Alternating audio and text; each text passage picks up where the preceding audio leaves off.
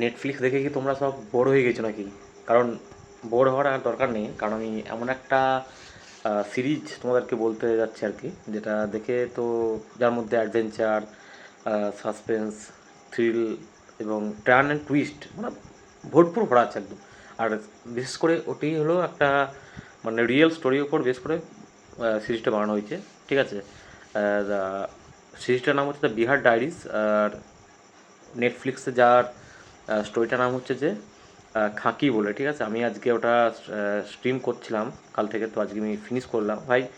মানে gangs of Wasseypur যারা দেখেছো তারা ঠিক অনুভব করতে পারবে যে এই স্টোরিটি আমি গ্যাংস অফ ওয়াসিপুরের সঙ্গে কেন তুলনা করছি, কারণ অনেকটা মোটামুটি ধরতে গেলে প্রায় 60 থেকে 70% ওই ধরনের থ্রিল কিন্তু এর মধ্যে আছে।